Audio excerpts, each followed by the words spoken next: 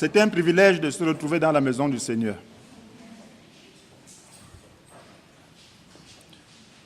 Et lorsque nous venons dans la maison du Seigneur, nous voulons écouter sa voix. C'est sa voix que nous voulons entendre. Parce que nous sommes ses brebis.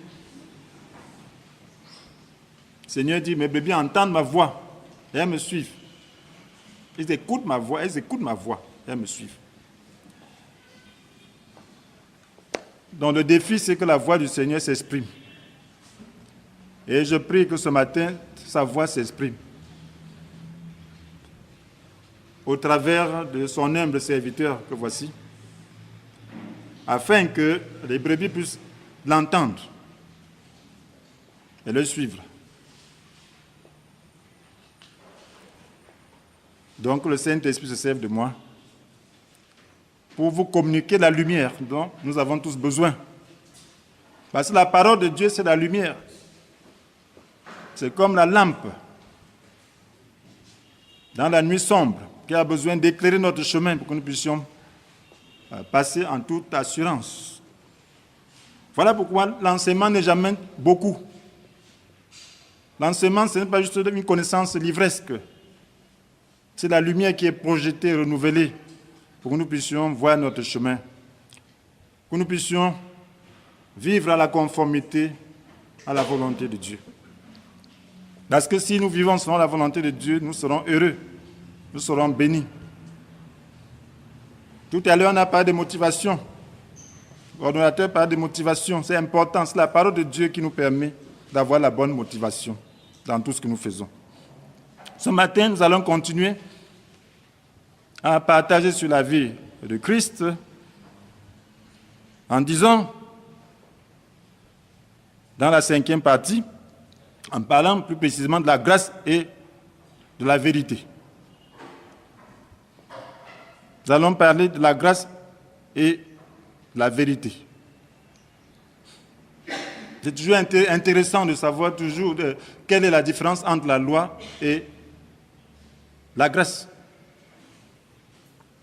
Et nous parlons aujourd'hui de la grâce et la vérité. Les objectifs visés, c'est deux objectifs. Nous voulons comprendre qu'on doit être vrai devant Dieu pour bénéficier de sa grâce. Nous devons comprendre qu'on doit être vrai devant Dieu pour bénéficier de sa grâce. Et nous devons savoir comment cette grâce s'opère.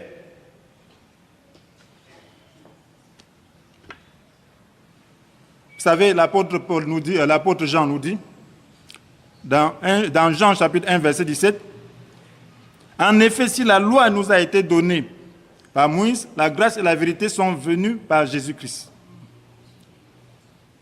En effet, si la loi nous a été donnée par Moïse, la grâce et la vérité sont venues par Jésus-Christ. C'est des sujets difficiles, mais ce n'est pas compliqué. Nous avons besoin d'être spirituels. Et tant que nous n'entrons pas dans la spiritualité, nous ne pouvons pas manifester la grâce de Dieu dans une grande mesure. Nous avons besoin de comprendre ces choses. La parole de Dieu s'adresse à notre esprit. La Bible nous dit, en effet, si la loi nous a été donnée par Moïse, la grâce et la vérité sont venues par Jésus-Christ. Nous allons utiliser des moyens simples pour pouvoir communiquer la différence qu'il y a entre la loi, d'une part, la vérité et la grâce, d'autre part. Donc, vous voyez, quand Jésus est venu, il était venu dans un contexte de loi, de régime de la loi. Quand on parle de la loi, il est question de ce régime. Dieu avait donné la loi à Moïse. Alors, il n'est pas venu pour abolir la loi. Les commandements que Dieu a donnés, ce n'était pas pour abolir. Mais il est venu pour accomplir. Il est venu dans un contexte où on appliquait cette loi selon ce que Moïse avait reçu pour régir la société, le peuple juif. Comme les lois de la nation, vous allez vous rendre compte que plusieurs lois que nous utilisons dans la société sont issues de la Bible.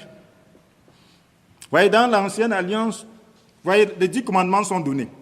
Et nous connaissons, il faut adorer Dieu, il ne faut pas blasphémer, il ne faut pas voler, il ne faut pas tuer, il ne faut pas commettre adultère, il ne faut pas convoiter, ainsi de suite. Et la sentence dans le régime de la loi, c'était direct. Si on t'attrapait en flagrant délit d'adultère, on te tuait. Si tu étais une femme mariée, on te tuait.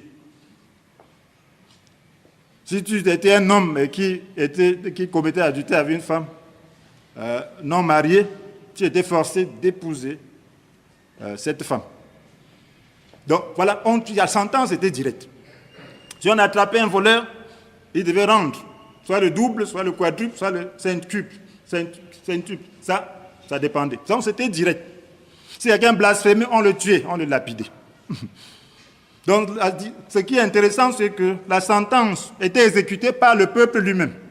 Une fois qu'on te jugeait, alors c'est la population qui allait te lapider, on allait te tuer à coups de pierre. Donc Jésus dit qu'il n'est pas venu pour abolir. Jésus n'est pas venu dire qu'il faut commettre l'adultère. Jésus n'est pas venu dire qu'il faut voler. Jésus n'est pas venu dire qu'il faut commettre le crime. Jésus n'est pas venu dire qu'il ne faut pas pratiquer le sabbat. Jésus n'est pas venu dire qu'il faut faire des idoles. Non, il n'est pas venu pour dire le contraire. Il est venu pour accomplir cette loi et montrer l'esprit de cette loi. Ses contemporains pensaient qu'il allait à l'encontre de la loi. Voilà pourquoi, vous voyez, dans Jean chapitre 8, à partir du verset 2 à 11, vous allez vous rendre compte d'un cas qui lui a été présenté. C'était le contexte où on tuait les femmes adultères ou les hommes adultères. Le voilà dans la cour du temple. Les spécialistes de la loi et les pharisiens lui amènent une femme surprise en flagrant délit d'adultère. Il fallait tuer une telle femme. Alors qu'est-ce qu'ils disent? Que Moïse qui nous a dit de lapider une telle femme. Quand dis-tu? Il voulait savoir s'il était en train d'aller contre la loi parce qu'on ressentait qu'il n'était pas tellement zélé à pratiquer la sanction. Qu'est-ce que tu dis de cela? Jésus est venu pour pouvoir montrer les limites de la loi appliquée dans ce régime-là. Alors on lui dit, qu'est-ce qu'il faut faire? Qu'est-ce que tu dis? Qu'est-ce que Jésus a fait? C'était les spécialistes de la loi, les pharisiens. Vous savez, les pharisiens, c'était les gens qui respectaient la loi mieux que les autres. Parce qu'ils étaient très zélés. Apparemment, ils étaient très zélés. C'était un parti très zélé, très strict. C'était orthodoxe.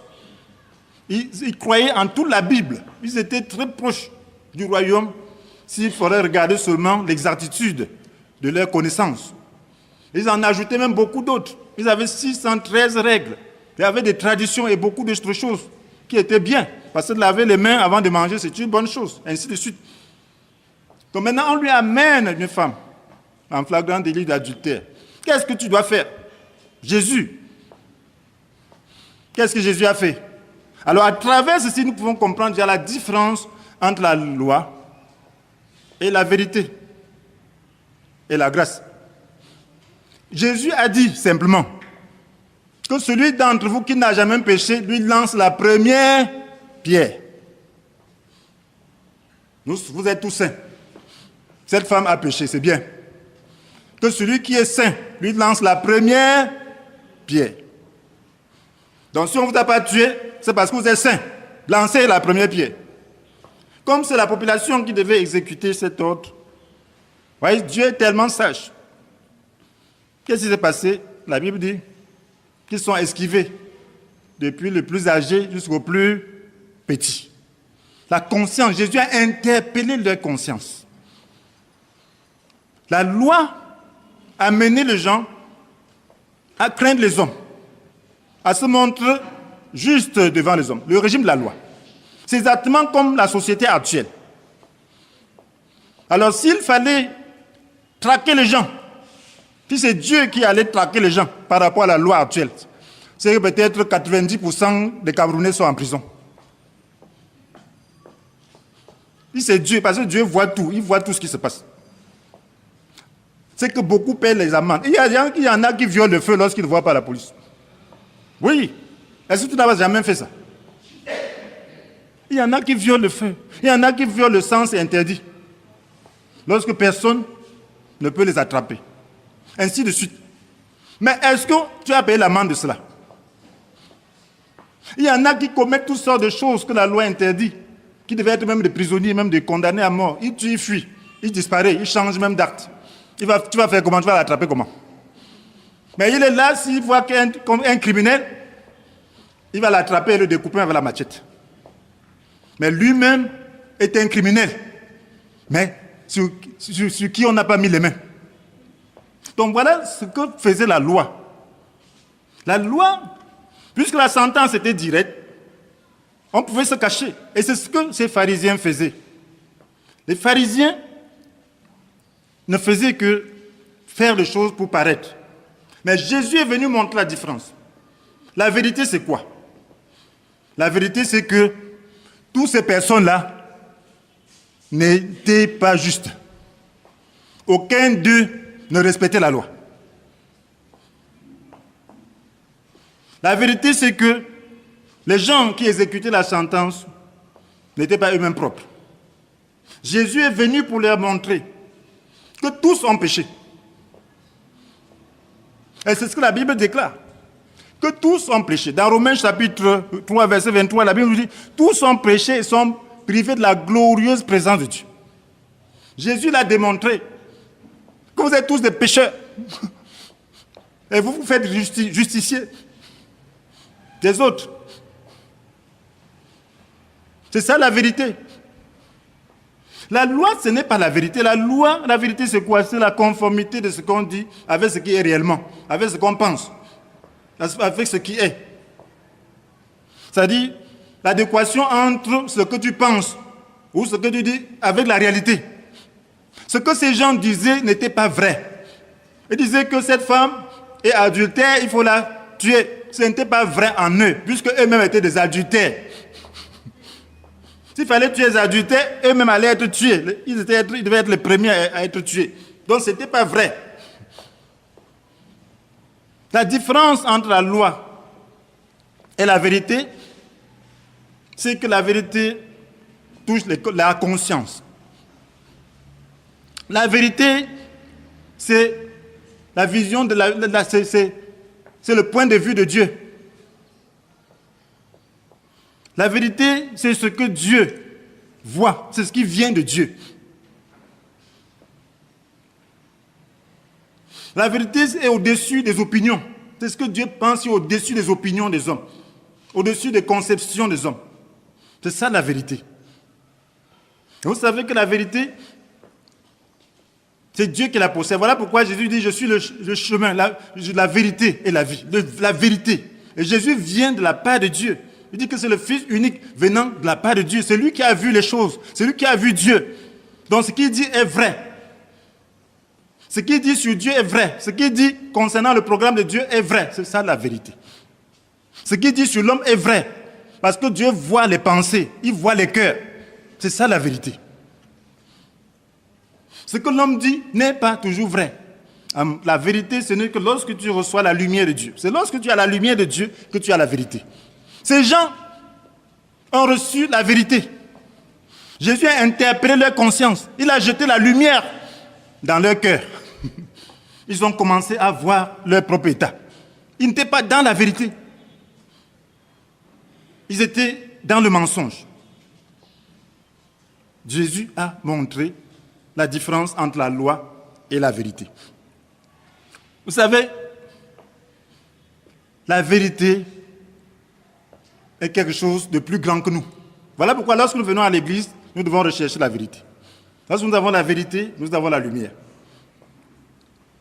Tout le monde a besoin de la grâce. C'est ce que Jésus voulait leur communiquer. Que la vérité, c'est que tous ont péché. La vérité, c'est que tout le monde est né dans le lien du péché et sous la loi du péché. Et tout le monde a besoin de la grâce de Dieu pour être agréable à Dieu. Voilà ce que Jésus voulait leur dire. Vous voulez lapider cette femme parce qu'elle a commis adultère. Est-ce que vous êtes pur? Vous commettez votre adultère en cachette, personne ne vous a attrapé. La vérité, c'est que vous avez tous besoin de la grâce. Sinon, vous allez tous être lapidés. Si c'est Dieu qui va vous lapider, il va vous lapider tous. Voilà pourquoi le verset continue dans Romains 3, verset 24 dit, et ils sont déclarés justes par sa grâce. Tous sont péchés, sont privés de la glorieuse présence de Dieu. Ils sont déclarés justes par sa grâce. Amen. C'est un don que Dieu leur fait par le moyen de la délivrance apportée par Jésus-Christ. C'est un don que Dieu leur fait par le moyen de la délivrance apportée par Jésus-Christ. Donc lorsque Jésus vient, il apporte la vérité, il apporte la délivrance, il apporte la grâce. Le régime de la loi condamne. Mais ce n'est pas la vérité, parce que ceux-là qui sont chargés de faire justice sont eux-mêmes condamnés. Ils ne sont pas dans la vérité. Dans l'ancienne alliance, tous ceux qui ont été justes devant Dieu, ils étaient par anticipation de leur temps. Ils dépassaient leur temps par la foi. Mais personne sous ce régime ne pouvait être juste. Ce n'était pas possible. Donc nous allons voir cela. Nous allons comprendre le but de la loi et comprendre le but de la vérité et définir la grâce et dire aussi comment on obtient cette grâce. Quel est le but de la loi? La loi a pour but de démontrer l'incapacité de l'homme à obéir à Dieu de lui-même. Voilà le but de la loi. Démontrer l'incapacité de l'homme à obéir à Dieu de lui-même. Donc quand tu es sous le régime de la loi, sache que Dieu est en train de te montrer que tu es incapable de lui obéir. Nous voyons déjà ce cas. Personne ne s'est trouvé juste. Jésus a interpellé leur conscience et personne ne s'est trouvé juste. Jésus avait dit encore à ces Juifs, dans Jean chapitre 7, verset 19, « Moïse vous a donné la loi et pourtant, aucun de vous ne fait ce qu'elle ordonne. » Jean chapitre 7, verset 19. Il était sûr, il connaissait les cœurs des gens, il connaissait les hommes, c'est lui qui les a créés. Il connaissait le rapport que les hommes avaient avec Dieu. Il dit, Moïse vous a donné la loi, pourtant aucun de vous ne fait ce qu'elle ordonne. Aucun. Aucun. Parce que pour faire ce que la loi ordonne, pour que Dieu puisse reconnaître que tu as fait ce qu'elle ordonne, il faut faire tout ce que la loi ordonne. Tu n'as pas fait une partie et laisser une autre. Donc, voilà pourquoi Jésus leur dit, si vous vous tenez à la loi, personne de vous n'est juste devant Dieu. Moïse vous a donné la loi, et pourtant aucun de vous ne fait ce qu'elle ordonne. Jean 7, verset 19. Pourtant, certains, n'étant pas dans la vérité, n'ayant pas la lumière, pensaient qu'ils faisaient ce que la loi ordonnait. C'était faux. Et Jésus l'a montré, il l'a démontré. Il a parlé de ceux-là qui étaient les plus zélés, les spécialistes de la loi et les pharisiens. Dans Matthieu 23, verset 5, il dit que dans tout ce qu'ils font, ils agissent pour être vus des hommes. Dans tout ce qu'ils font, ils agissent pour être vus des hommes. Donc, ils ne sont pas dans la vérité. Et il assimile cela à une image. Il dit que cette image, c'est quoi? C'est laver l'extérieur de la coupe. Si toi, tu veux boire dans un verre, tu laves seulement l'extérieur. Et l'intérieur est rempli de toutes sortes de saletés. Est-ce que tu vas boire? Tu vas boire dans un verre dont l'extérieur seul est lavé? Non. Jésus voulait dire que c'est ça leur vie. Donc, il voulait paraître juste aux yeux des hommes. Mais aux yeux de Dieu, parce que Dieu regarde à l'intérieur, ils ne sont pas justes. Dieu regarde à l'intérieur. Et pour cela, ils ont besoin de la grâce. Donc, ce qui fait que, en réalité, le but de la loi, c'est montrer à l'homme son incapacité. Voilà les plus zélés. Jésus leur montre qu'ils sont disqualifiés. Pourquoi? Parce qu'il y a la loi du péché. La loi ne traite pas de cette force, de cette puissance qui pousse l'homme à pécher, qui pousse l'homme à la désobéissance. La loi ne donne pas la capacité à l'homme de faire ce qui est bon. La loi dit à l'homme ce qui est bon, mais ne lui donne pas les capacités pour accomplir ce qui est bon. Voilà les limites de la loi. Et là, l'homme voit ce qui est bon, il veut bien faire ce qui est bon, mais il est limité, il est incapable. C'est ce que la Bible nous dit dans Romains chapitre 8, verset 3. Que ce que la loi était incapable de faire, parce que l'état de l'homme la rendait impuissante. Dieu l'a fait. Amen. La loi était incapable de faire, parce que l'état de l'homme la rendait impuissante. La loi est bonne. Parce que ce que Dieu dit est bien. Ce que Jésus n'est pas venu dire que la loi n'est pas bonne. Jésus n'est pas venu encourager l'adultère. Il n'a pas dit à cette femme-là, va continuer à commettre l'adultère. Il a dit non. Va maintenant changer. Tu as trouvé la vérité, tu as trouvé la grâce. Cette grâce désormais va t'amener à un changement. Avant, tu étais sous la loi. La loi du péché agissait en toi. Tu n'avais pas le pouvoir. Tu es tombé, mais les autres qu'on n'a pas attrapés sont aussi dans le même lot. Mais je suis venu pour apporter la vérité, pour apporter la capacité. Donc la loi montre seulement à l'homme son incapacité. La Bible nous dit encore dans Romains chapitre 8, verset 7, que l'homme livré à lui-même dans tous ses tendances n'est qu'un de Dieu. Il ne se soumet pas à la loi de Dieu, qui ne le peut même pas. Il ne se soumet pas à la loi de Dieu. L'homme livré à lui-même ne se soumet pas à la loi de Dieu. L'homme livré à lui-même, c'est qui? C'est un homme qui n'a pas l'esprit de Dieu. Amen. Oui, livré à lui-même. Il n'a pas l'esprit de Dieu. Vous voyez que la loi ne vient pas avec l'esprit. Le régime de la loi n'était pas le régime de l'esprit. Donc l'homme était livré à lui-même. Donc il était incapable d'obéir à la loi de Dieu. Il ne peut même pas. C'est ce que la Bible dit. Donc, Dieu a montré à l'homme que de lui-même il ne peut pas faire la volonté de Dieu. La vérité a pour but de libérer l'homme. Donc la vérité donc a pour but d'amener l'homme à la libération à laquelle il aspire. Un homme qui fait face à la loi, qui veut faire ce qui est bon, il se sent lié, il se sent incapable. Lorsque la vérité arrive, elle lui donne les moyens, la possibilité. Et là, cette vérité le dérive. L'homme sous la loi ne sait pas qu'elle a une puissance qui est péché. Il est dans les ténèbres. Lorsque la vérité vient, elle interpelle la conscience. La vérité va au-delà de l'entendement intellectuel. La vérité va au-delà de ce que l'homme peut penser pour le mettre devant le fait, devant la réalité. Jésus dit dans Jean chapitre 8, verset 32, « Vous connaîtrez la vérité et la vérité fera de vous des hommes libres. » Il n'a pas dit « Vous connaîtrez la loi et la loi fera de vous des hommes libres. » La loi te condamne. La loi te montre ce qui est bon. Mais tu es condamné parce que tu es incapable de faire ça. Tu es condamné d'avance. Lorsque vous prêchez aux païens, il y en a qui me disaient, ah, si en faisant ceci, on doit aller en enfer, on n'a qu'à aller en enfer, Dieu n'a qu'à me jeter en enfer. Parce que lui, c'est qu'il ne peut pas ne pas faire.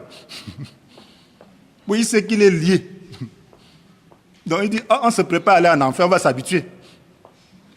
Donc c'est ça, c'est ça la loi. Ça te condamne, ça te montre que voilà, ce que Dieu demande est bon. Mais tu te sens incapable de faire cela. Mais la vérité te montre ce que Dieu veut et te donne les moyens. La vérité, en réalité, c'est quoi? La vérité, c'est la parole de Dieu accompagnée de l'Esprit de Dieu. Vous savez, lorsqu'on lit la loi, on n'a pas besoin de l'Esprit. On dit à l'homme, l'Esprit, c'est juste éclairer l'intelligence pour bien comprendre, mais on dit à l'homme ce qu'il doit faire, et c'est à lui de s'exercer, d'essayer, de se débrouiller pour faire cela. Comme la loi de la République. Quand on dit que si tu commets telle infraction, voilà la peine, la sentence. Toi-même, tu vas réfléchir et sentir ça dans ton cœur, dans ton corps. Quand on dit amende, 25 000, si tu fais ceci, si tu roules sans ceci ou cela, amende de 25 000. Toi-même, tu vas réfléchir. Est-ce que entre 25 000 et avoir ça, avoir la chose qu'on demande et payer 25 000, qu'est-ce qui est plus facile? Toi-même, tu fais le choix. Donc, ce n'est que la menace qui te pousse à obéir. Mais la vérité te donne les possibilités. La vérité te libère. Pourquoi? Parce que la parole de Dieu nous dit dans Hébreux chapitre 4, verset 12 à 13, car la parole de Dieu est vivante et efficace. La parole de Dieu est vivante et efficace. C'est ça la parole de vérité. La vérité vient de Jésus. Nous avons vu que la grâce et la vérité sont venues par Jésus. C'est Jésus qui apporte la grâce et la vérité. Donc il dit que sa parole est esprit et vie. Amen. Si vous n'avez pas encore lu ça, regardez dans Jean 6, verset 33. Il dit que ma parole est esprit et vie. Et nous voyons donc cette explication dans Hébreux 4, verset 12 à 13. Que la parole de Dieu est vivante et efficace. Et elle est plus tranchante que toute épée à double tranchant.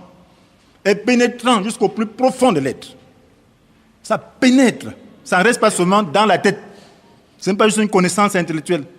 Et pénétrant jusqu'au plus profond de l'être. Jusqu'à atteindre âme et esprit. Jointure et moelle. Elle juge les dispositions et les pensées du cœur. Amen. Elle juge, elle t'apporte la lumière. Ce que ces pharisiens ne pouvaient pas voir.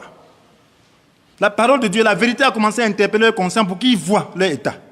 La parole de Dieu juge tes sentiments, te donne de pouvoir juger entre les motivations. Parce que si tu n'as pas cette lumière, tu ne pourras pas faire le choix. La vérité te permet de discerner entre les mauvaises motivations et les bonnes motivations.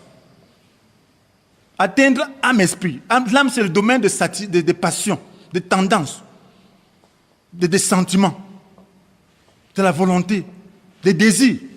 Donc, quand tu as la parole de Dieu, elle te sépare, elle te donne la lumière par rapport à toutes ces tendances-là.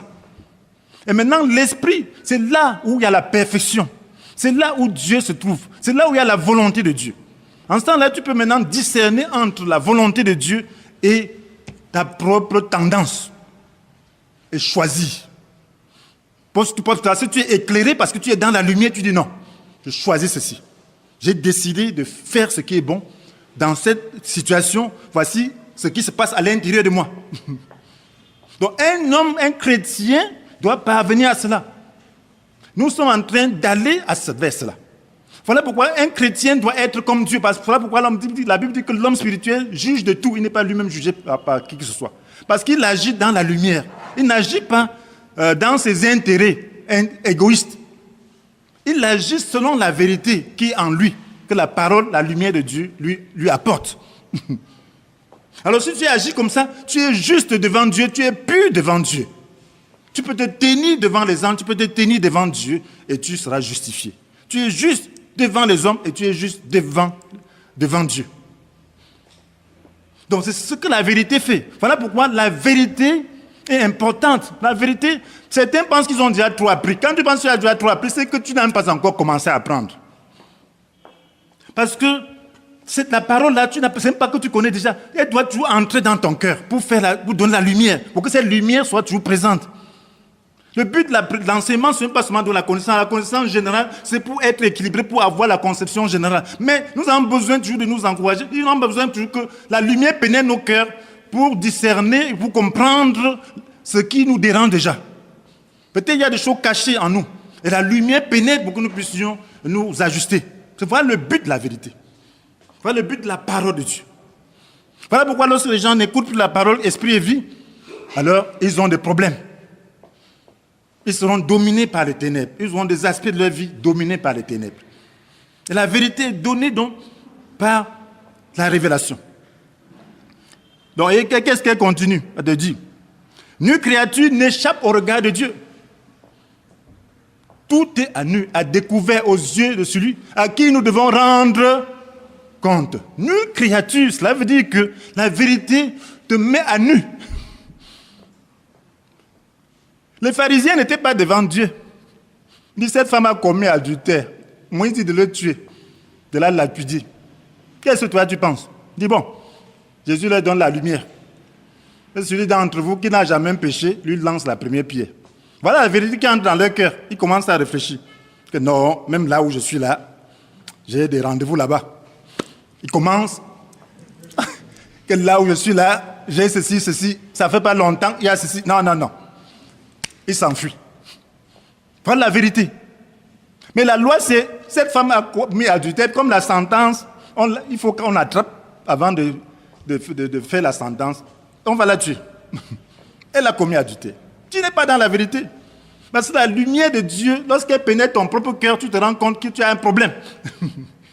Voilà pourquoi la Bible nous dit, si nous prétendons n'être coupables d'aucun péché, nous vivons dans l'illusion. Donc nous allons de sanctification en sanctification. Il y a encore des choses dans nos cœurs que nous ne maîtrisons pas. Dans une situation donnée, quelquefois, les ténèbres cherchent à nous envahir. Et c'est la vérité qui doit nous éclairer pour que nous nous rendions compte que nous étions sur le point de nous tromper. Nos sentiments ont failli prendre le dessus. Notre crainte a failli prendre le dessus. Parce que même la peur peut faire que tu ne sois plus dans la vérité. La peur peut faire que tu réagisses au lieu d'agir. C'est ça la peur. Si tu as peur de quelque chose, lorsque quelqu'un va passer à côté, tu vas seulement soupçonner. Si tu as mis de l'argent dans ton sac, de l'argent, une forte somme, que tu n'as jamais porté, tu vas dans un certain milieu, tu entres dans le taxi, celui qui est assis là, tu vas seulement le soupçonner. Parce que tu as peur. S'il fait un geste, tu vas le soupçonner. Si le taximan fait un geste, tu vas seulement le soupçonner. Parce que tu as peur, tu n'es plus tranquille. C'est ça la peur. Donc tu n'es plus objectif. Et il faut que la lumière entre dans ton cœur pour que tu puisses comprendre que non, quand même, ne j'agère pas. Que celui-là, est-ce qu'il n'a pas le droit de faire ceci ou de cela? Fais-le. C'est comme ça que l'homme est, mes frères et sœurs. Donc la lumière est importante. Voilà pourquoi nous devons être toujours dans la lumière. Est-ce que vous n'avez jamais corrigé un enfant à tort? Mais j'ai été victime de ça. Parce que mes aînés étaient un peu têtus. Et mon père avait peur que je sois aussi têtu. Un jour, je m'en vais étudier, je rentre tard. Il dit, ah, tu as commencé à faire comme ton frère aîné. Et il ne veut même pas m'écouter. Il me punit abusivement. Mais j'étais aussi un enfant pas facile. Je lui ai écrit une lettre en rouge. Je l'ai mis au défi. Et il lisait ça. J'ai donné à un de mes petits frères, savait un peu intelligent, qui pouvait lui soumettre ça. Et il a lu. Il a transpiré à grosses gouttes. Il a envoyé me chercher. Amen. Parce que je voyais ça comme quand on te traite injustement, quand tu veux bien faire, on fait exactement le contraire de ce que tu attends, c'est grave. Et depuis ce jour, il ne m'a plus jamais grondé. Depuis ce jour, il ne m'a jamais fait... Bref, il n'a jamais attiré mon attention par rapport à quelque chose. Il a dit, l'enfant, il est intelligent et sage. Amen. Oui, je lui ai détaillé tout. Je lui ai dit, voilà, si tu dis ceci. Donc, toi, tu es en train de m'envoyer suivre les pas de mon frère aîné. Moi, je ne veux jamais suivre. De toutes les façons, comme tu as décidé comme ça, je vais me suicider. Et reste tranquille, va chercher mon coup d'eau. Si je me suicide, c'est toi qui es le responsable. Parce que moi, je veux bien me comporter. Toi, voilà ce que tu es en train de faire. Alléluia. Donc, c'est exactement ça. Donc, la peur. Voilà ce que la peur peut faire. Voilà ce que la peur... Je me suis délivré de cette peur qui était la sienne. Il a commencé à faire... Il m'a fait confiance. Et la peur est partie. Amen. Donc, la peur peut t'amener à faire des choses. Et les enfants qu'on chérit là, on peut avoir peur, peur. Non. Quand tu as trop peur, tu vas le détruire. Sois objectif. Prie Dieu. Et sois objectif. Élève-toi au-dessus des sentiments. Parce que les sentiments ne sont pas de Dieu. Ces sentiments de peur, là, ce n'est pas de Dieu. Donc c'est ça que Dieu veut faire mourir. Les sentiments de peur, ce n'est pas de Dieu. Le diable exploite pour pouvoir te détruire. Le sentiment de confiance, c'est ça que Dieu veut. Il veut que tu parviennes à un niveau de confiance. Donc voilà la vérité dont touche nous éclaire au niveau de l'intérieur. Amen. Parce que la vérité accompagne l'esprit. Avant que la mort de Jésus, l'esprit n'était pas encore donné. Dans Jean chapitre 7, verset 39, la Bible dit que l'esprit n'était pas encore donné parce que Jésus n'était pas encore glorifié. C'est quand Jésus est venu qu'il apporte donc l'esprit. Et à partir de ce moment-là, la parole de Dieu devient esprit et vie. C'est à partir de ce moment-là qu'on a la vérité. Et en ce temps-là, maintenant, quand tu lis même l'Ancien Testament, maintenant tu as la vérité parce que tu lis avec l'Esprit de Dieu. Ça devient la vérité pour toi. Parce que Dieu avait écrit en tenant compte de ce moment-ci. En tenant compte du temps où Jésus allait venir. Donc c'est très important. Donc quand tu lis la Bible, sans la lumière de Dieu, sans le Saint-Esprit, tu n'auras que la loi. Tu vas penser même que tu connais déjà. Donc quand les gens accusent les autres et les condamnent, c'est parce qu'ils lisent comme la loi. Parce que si tu lis selon la vérité, toi-même tu vas sentir que c'est la grâce de Dieu. Et tu as besoin de donner la grâce aux autres. Amen. Tu ne peux pas te sentir trop pur pour pouvoir présenter ta justice devant Dieu. Non, tu dois savoir que tu dépends de la grâce de Dieu pour te présenter devant Dieu. Donc, le but de la vérité, donc, c'est de nous libérer. Amen. Maintenant, la grâce, c'est l'opération de l'Esprit en nous. Je vais définir la grâce tellement simplement, à travers un passage biblique. La grâce, c'est l'opération de l'Esprit en nous. Lorsqu'on parle de la grâce, c'est quoi? C'est une faveur qu'on fait à quelqu'un pour lui plaire, sans y être obligé. Donc, tu veux faire une faveur à quelqu'un pour lui plaire, mais tu n'es pas obligé. Donc, c'est une faveur qu'on fait par amour, par bonté. Amen. Donc, c'est de ça qu'il est question. Donc, quelle est la faveur que Dieu nous a donnée? La Bible dit, nous avons lu dans Romains chapitre 3, verset 24, et ils sont déclarés justes par sa grâce. C'est un don que Dieu leur fait, par le moyen de la délivrance apportée par Jésus-Christ. Ça, c'est la délivrance. Notre délivrance est une faveur. Notre délivrance, notre obéissance à Dieu est une faveur. Donc, ce n'est plus le propre de nous-mêmes, ce n'est pas nos efforts qui nous amènent à la délivrance. C'est un don. Notre justice est une faveur. Dieu nous déclare juste lorsque nous sommes en Christ. Parce que c'est qu'en étant en Christ, nous aurons tout ce dont il a besoin. Tout ce qu'il entend comme juste. Tout ce qu'il sait comme justice, comme sainteté se trouve en Christ. Étant en lui, donc, nous avons tout.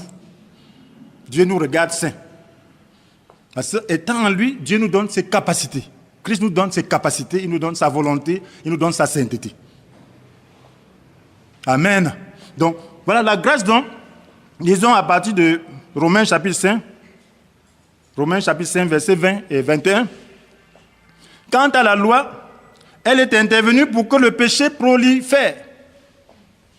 Quant à la loi, elle est intervenue pour que le péché prolifère. Comment ça? Donc, quand tu vois la loi, on te dit beaucoup de choses que tu ne dois pas faire et tu es incapable, le péché ne fait que monter, multiplier. Parce que ça te tente. Donc, Dieu a voulu que ça prolifère. Pourquoi? Pour que l'homme voit son incapacité. Nous continuons le verset.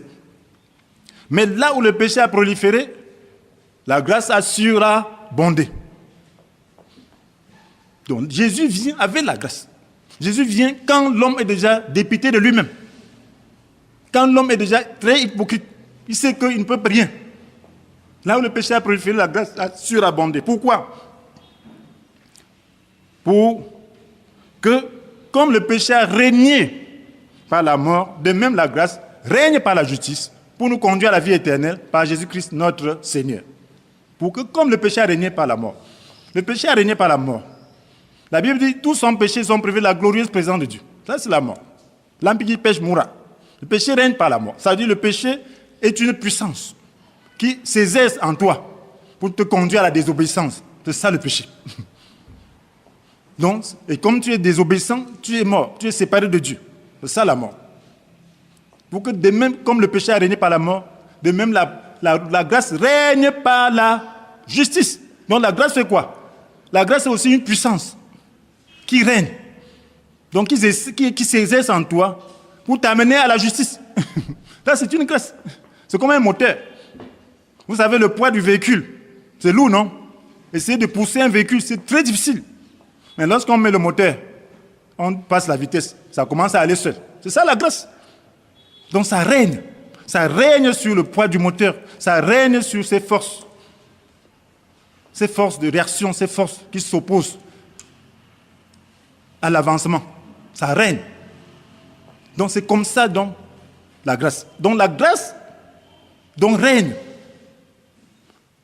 par la justice. Le péché règne par l'injustice. La grâce règne par la justice. Pour nous conduire à la vie éternelle. Par Jésus-Christ notre Seigneur. Donc si vous lisez maintenant dans Romains chapitre 8 verset 2, vous allez mieux comprendre ce que nous sommes en train de faire. Romains chapitre 8 verset 1 et 2. Maintenant, donc, il n'y a plus de condamnation pour ceux qui sont unis à Jésus-Christ. Car la loi de l'Esprit qui nous donne la vie dans l'union avec Jésus-Christ t'a libéré de la loi du péché et de la mort. Il n'y a plus de condamnation. Pourquoi? Parce que la loi de l'Esprit qui nous donne la vie dans l'union avec Jésus-Christ t'a libéré de la loi du péché et de la mort. Donc, ouais, la loi de l'Esprit. Donc, l'Esprit exerce une force, a une loi. Quand on parle de loi, c'est comme la loi de la pesanteur. Toute chose est attirée vers le centre sur la terre. Amen. Oui, saute, tu vas te retrouver au centre. Jette quelque chose là-haut, ça va descendre. C'est une force. Donc, c'est une loi. Donc, maintenant, il y a la loi de l'Esprit. La loi de l'Esprit, donc, règne par la justice. C'est-à-dire que ça te conduit vers ce qui est juste. Donc, quand tu as l'Esprit, ça va t'attirer vers ce qui est juste. Même si tu veux aller faire quelque chose qui est mauvais, tu vas toujours être tiré vers ce qui est bon. Quand tu es déjà un chrétien, tu ne peux plus pécher, être tranquille. Amen. Tu ne peux pas t'asseoir dans le péché. Parce qu'il y a une loi qui va t'attirer, ta conscience va te troubler. Et cette loi-là va t'attirer que ce que tu fais là n'est pas bon. Et va t'attirer, va te pousser vers ce qui est bon. Amen. Oui. Qui peut avoir quelque chose contre son frère, il dort avec?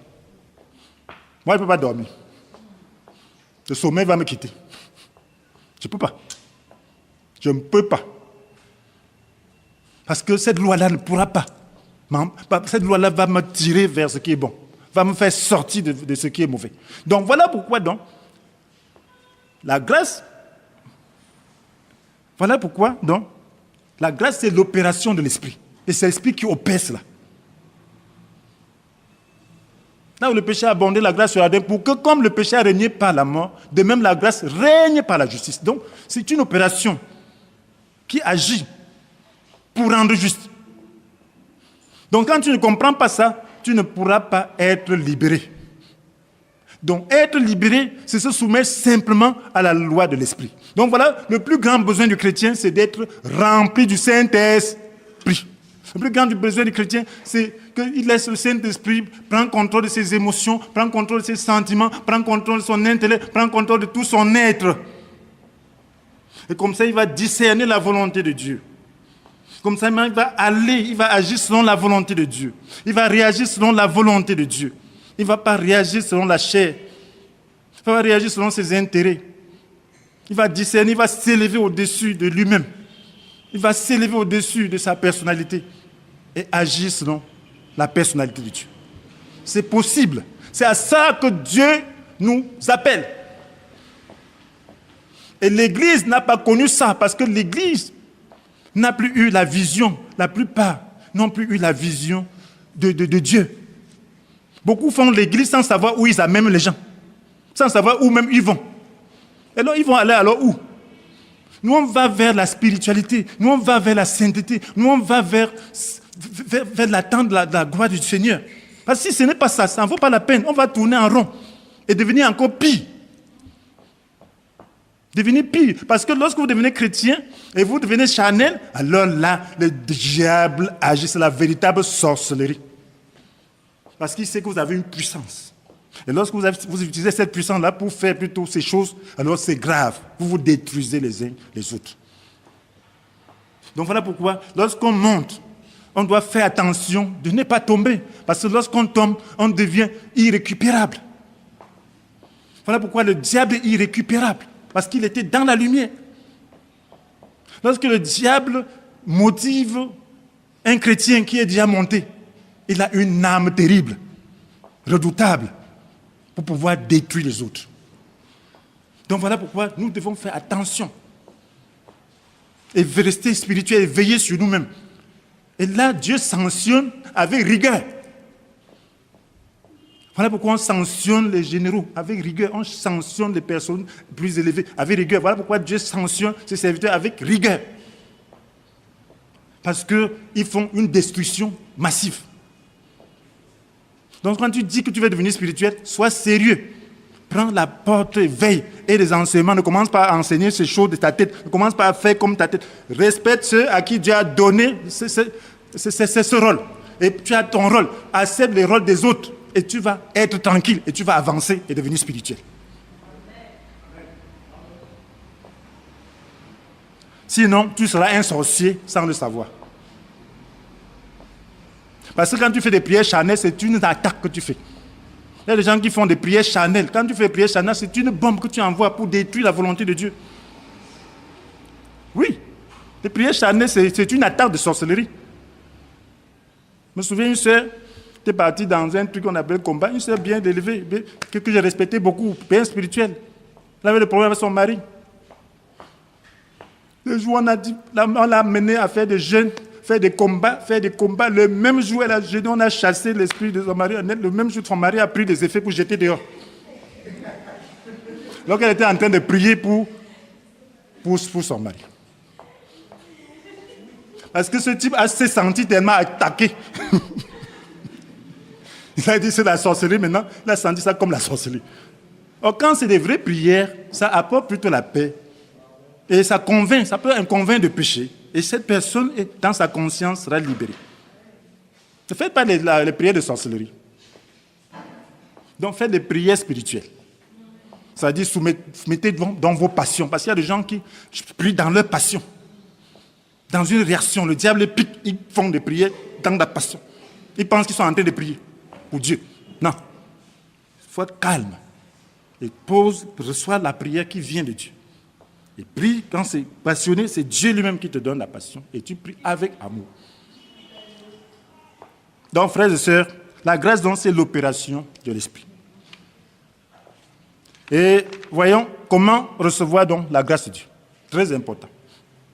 Très simple. Nous avons déjà mis tous les éléments, toute la base pour pouvoir comprendre cela.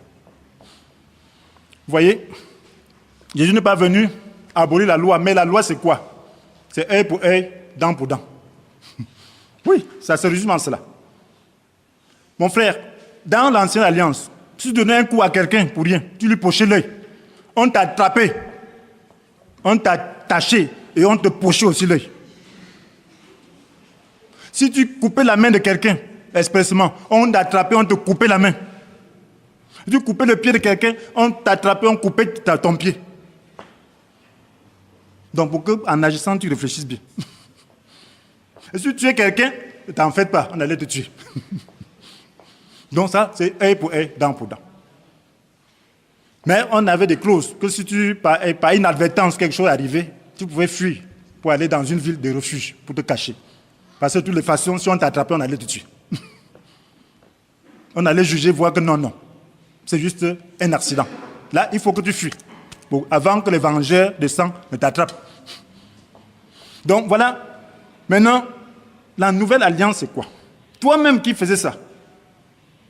C'est comme vengeance, n'est-ce pas? C'est la vengeance, n'est-ce pas? La vengeance, non? Amen. Mais tu étais aussi pécheur. Il y avait la loi du péché en toi, qui ne s'est pas manifestée par cet acte. Donc l'homme qui n'a pas le Christ est sous la loi du péché et de la mort. Donc maintenant, pour que tu entres dans la grâce, il faut que tu reconnaisses cela.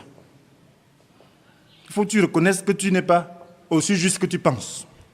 Et si tu reconnais que tu es sous la loi du péché, ça veut dire que tu ne peux pas être un justicier de ton prochain. Parce que tu dépends aussi de la grâce. Donc, pour entrer dans la grâce, il faut accepter d'abandonner sa justice propre. Il faut pardonner aux gens. Il faut dire maintenant, ne m'occupe pas de ceux qui me font tort. Je leur pardonne. Et je ne revendique pas mes droits. C'est-à-dire qu'on puisse punir quelqu'un pour moi, à cause de moi. Voilà, c'est cet état d'esprit qui te permet d'entrer dans la grâce. Pourquoi? Parce que Matthieu 7, verset 1 nous dit clairement, et c'est la loi de Dieu, La Bible nous dit, ne condamnez pas les autres pour ne pas être vous-même condamnés. Il est question d'intention. Condamner veut dire, il m'a fait ceci, donc ceci doit lui arriver. Ça, c'est condamner. Ne condamne pas. On ne dit pas qu'on ne peut pas discerner ce qu'un autre fait et l'amener à la vérité, à la lumière, en combattant les mauvaises idées. Il peut y avoir même des débats, des paroles. On peut même dire que cette doctrine, ce n'est pas bien. Et ceci, on démontre, ça c'est pour sauver, ce n'est pas pour condamner. Mais condamner, c'est condamner la personne. On peut amener quelqu'un à voir son péché, ce n'est pas le condamner, c'est pour l'amener. Le but, c'est le salut. Amen. Mais ce n'est pas dit, comme il a péché, ceci doit lui arriver. Non. C'est le but, c'est le salut. Donc, on ne doit pas condamner. On doit être ouvert à ce que les gens puissent changer. Donc, tu dois donc cesser de te condamner, de condamner les autres. La Bible nous dit d'ailleurs dans Jacques chapitre 4 qu'un seul est législateur et juge. Pour qui te prends-tu, toi, qui juge ton prochain? Jacques chapitre 4, je crois, verset 12. Ou 11, 12. Donc, pour qui te prends-tu? Donc, tu ne dois pas juger. Un seul est législateur et juge. Celui qui peut faire périr, celui qui peut sauver et faire périr. Amen. Est-ce que toi, tu peux sauver? Est-ce que toi, tu peux faire périr? Jamais. Donc, tu ne dois pas juger. Tu dois plutôt être dans un état d'esprit de pardon. Donc, pour que tu entres dans la grâce, il faut que tu cesses de regarder ton prochain avec une attitude de justicier. Si ton prochain est dans le tort, dans le problème, tu dois regarder avec une attitude de compassion. De compassion. Et c'est la raison pour laquelle beaucoup n'entrent pas dans la grâce. Beaucoup de chrétiens ne vivent pas de la grâce de Dieu. Parce qu'ils ne connaissent pas ce que c'est que la grâce. Donc, cette grâce doit opérer en toi pour te donner un tel cœur, pour faire mourir tes sentiments, pour faire mourir tes attitudes. Pour que lorsque tu es tenté de faire cela, tu te repentes. Le péché, ce n'est pas que le chrétien, ce n'est pas qu'il est tombé dans l'adultère aussi. Non. Le péché, c'est qu'il a été tenté de peut-être réagir. Amen. Tu as été tenté de faire comme ça. Et tu te repens pour ça. Si tu te repens pour ça, tu es restitué dans une position de grâce. Amen. Il y a un chrétien qui va me dire que c'est bien fait pour lui. Il m'avait fait comme ça, il m'avait fait comme ça. Toi, tu es en train de sortir de la grâce. Non, tu sors de la grâce. Où est la gloire de Dieu dedans? Alléluia. Même si c'est que ça t'a amené à voir sa position, tu dis gloire à Dieu, que finalement il a vu. Alléluia. Mais pas qu'il a senti mal. Pourquoi tu veux? Quelle est cette nature en toi qui est content que les gens sentent mal? Quelle est cette nature en toi qui se plaît à ce que les gens souffrent? C'est une mauvaise nature. Puis quand quelqu'un souffre, ça t'apporte quoi? Ça ne t'apporte rien. Même pas un coudé. Même pas une coudée de vie. Ça ne t'apporte rien. Donc ta nature doit être que les gens soient bien. Et la jalousie vient de tout ça. Quand tu es jaloux, ça veut dire que tu n'es pas dans la grâce. Même si quelqu'un a le monde entier, quelle est telle nature en toi qui est jaloux que quelqu'un ait quelque chose? Si cette chose lui fait du bien, pourquoi ça te gêne? Amen. Pourquoi tu ne veux pas qu'il soit bien? Quelle est cette chose-là en toi? C'est cette chose-là qui doit mourir, c'est la loi du péché. Amen. Ne convoite pas. Si tu as la grâce, mon frère, si tu n'as rien, tu n'envieras personne. Amen. Même si tu es le dernier de la terre, tu n'envieras personne. Tu n'envieras personne parce que c'est la grâce. Ça veut dire qu'il y a une opération en toi, il y a une puissance en toi qui fait mourir, qui fait mourir ce désir. Et il faut entrer dans ces grâces. Si tu entres dans ces grâces, Dieu va t'élever. Amen. Il va te donner parce que nous obtenons tout par grâce. La Bible dit que les biens de ce monde, c'est les biens injustes. Personne là parce qu'il est tellement juste, parce qu'il a tellement travaillé. C'est la grâce. Alléluia. C'est injuste. Amen. Injuste. Si tu es né dans une famille de grands commerçants, l'autre est né dans une famille de petits planteurs. Est-ce que c'est juste? C'est injuste. Amen. Oui. Mais ça, c'est des biens passagers. Il y a des choses justes qui vont venir. Alléluia. Donc, avec ces biens injustes-là, fais du bien. Avec ces biens injustes-là, n'en vis pas. Dieu peut te donner aussi ces biens-là, demain. Alléluia. Donc, mes frères et sœurs, je crois qu'on a compris quelque chose. Nous avons compris. Nous avons vu la différence entre la loi, d'une part, la vérité et la grâce de l'autre. Amen. Nous avons vu que la loi avait pour but d'amener l'homme à prendre conscience qu'il est incapable d'obéir au Seigneur, de lui-même. Et la vérité, c'est ce qui vient de Dieu. Et la vérité affranchit, la vérité libère. La vérité, c'est la parole de Dieu accompagnée de l'Esprit. C'est ce que Jésus apporte. Et la grâce, c'est cette puissance-là, c'est l'opération de l'Esprit. Amen. Qui agit en nous pour nous délivrer. Donc la parole de Dieu est esprit et vie. Donc elle agit, c'est une parole de grâce. Amen. Parce qu'elle porte l'Esprit pour affranchir. Elle taille. Elle te donne les capacités. La parole de Dieu t'apporte donc la grâce de Dieu dans les différents aspects de ta vie. Amen.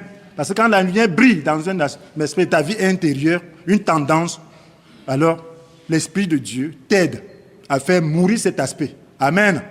Voilà pourquoi la Bible nous dit dans Romains chapitre 8, verset 13, que si vous vivez à la manière de l'homme livré à lui-même, vous allez mourir. Mais si par l'Esprit, vous faites mourir les mauvaises actions que vous accomplissez dans votre corps, vous vivrez. Donc par l'Esprit, comment? Il faut que la parole de Dieu touche cet aspect-là. Amen. Oui, que ta lumière éclaire ces tendances. Et là, tu dis, Esprit de Dieu, je te sers de cela. Rien ne peut s'opposer à la chair en dehors de l'Esprit. Seul l'Esprit peut détruire la loi du péché en l'homme. Mon frère, n'essaye pas. Je vais voir quelqu'un qui dit, à partir de maintenant, je ne veux plus faire ça. Tu as déjà échoué. Tu mens. Tu mens. Dis, Seigneur, j'ai vu. Maintenant, je m'abandonne à toi. Par ta grâce, délivre-moi. Et que ce ne soit plus ainsi. Tu es dans la vérité. Tu vas être délivré. Amen. Tu seras délivré. Parce que l'Esprit est capable, seul l'Esprit est capable de te délivrer. Seul l'Esprit est capable de transformer un homme. Donc, celui qui n'entre pas dans la grâce est dans le mensonge. C'est un pharisien. Même s'il est discipliné aux yeux des hommes, il fait toutes ces choses pour que personne ne voie ses péchés. C'est un pharisien, un pécheur. Ce n'est que celui-là qui entre dans la grâce, qui est un saint. Et il fait ces choses pour que Dieu voie. Et Dieu te voit. Et Dieu écrit tout. Et aucune action que tu fais dans l'esprit n'est perdue. Nous ne faisons pas les choses pour que les gens voient. Je travaille pour que les gens voient. Je travaille pour que Dieu voie. Et demain, il va me rendre cela. Ça ne demande pas sa quantité. Ça demande sa qualité et ce qu'il a prévu pour moi. Je vais entrer dans tout ce qu'il a prévu pour moi. C'est tout. Amen. Je ne jalouse personne. Alléluia. Il ne faut pas jalouser quelqu'un. Pourquoi tu dois jalouser? Pourquoi tu ne veux pas qu'un autre aussi soit bien? Tu penses que c'est une bonne chose pour la personne. Pourquoi tu ne veux pas qu'elle se réjouisse de ça? Entre dans sa joie. Alléluia. Donc, mon frère, ma soeur, alors nous allons maintenant prier. Veux-tu recevoir la grâce de Dieu? Si tu as la main reçue sur la grâce de Dieu, tu vas prier donc ainsi. Tu vas dire, mon Père, je viens devant toi demander pardon pour mon hypocrisie. Je me suis souvent comporté envers les autres comme si j'étais plus saint qu'eux. Je reconnais que je suis pécheur et je te demande de me pardonner et de me libérer pour faire régner la justice en moi. Seigneur Jésus, je te reçois dans mon cœur comme mon Sauveur et mon Seigneur. Amen. Est-ce que maintenant tu peux dire au Saint-Esprit, tu peux parler encore maintenant toi-même au Saint-Esprit pendant une seconde. Tu peux accueillir maintenant le Saint-Esprit dans les différents domaines de ta vie.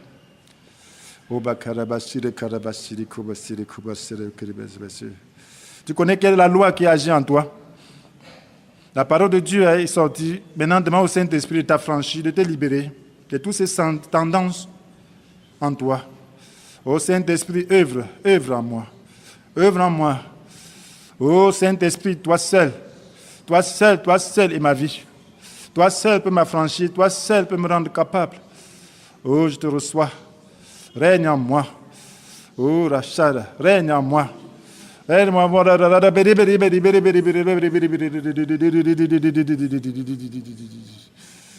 Règne par la justice, pour me conduire à la vie éternelle par Jésus-Christ, mon Sauveur. Oh, Saint-Esprit, règne par la justice. Oh, libère-moi de la loi du péché.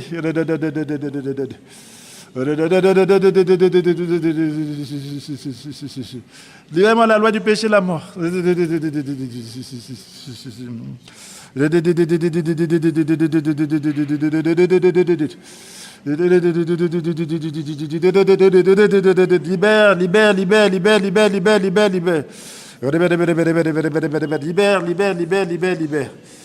Oh, libère-moi.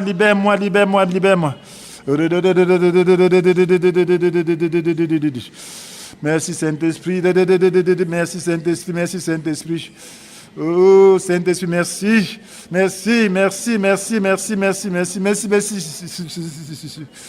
Oh, rabashiri. Oh, reçois la libération au nom de Jésus. Reçois la libération au nom de Jésus. Que le Saint-Esprit remplisse ta vie au nom de Jésus. Que désormais tu mènes une vie de l'Esprit au nom de Jésus. Oui, que l'Esprit soit ta vie, la source de ta vie. Ta source de ta vie. Que son opération soit efficace dans ta vie. Que la vérité te soit toujours donnée. Au nom puissant de Jésus. Alléluia. Maintenant, nous allons mémoriser des versets bibliques. Faisons un effort. Ce que l'Esprit fait, ce n'est pas en vain. Si tu ne l'as jamais fait, fais-le. Parce que le verset que tu mémorises, demain, Dieu va l'utiliser. Demain, quand tu vas prêcher, ce n'est pas le jour là où tu vas mémoriser tous les versets bibliques. Amen. Ou quand tu vas être en train de conseiller quelqu'un, ce n'est pas le jour là où tu vas mémoriser tous les versets bibliques. Les versets que tu as mémorisés depuis là, tu vas seulement réviser. Ça va venir. Dieu va se servir de ça. Et dans une situation donnée, Dieu peut te servir de ton verset biblique que tu as mémorisé, que tu as même oublié. Amen. C'est important.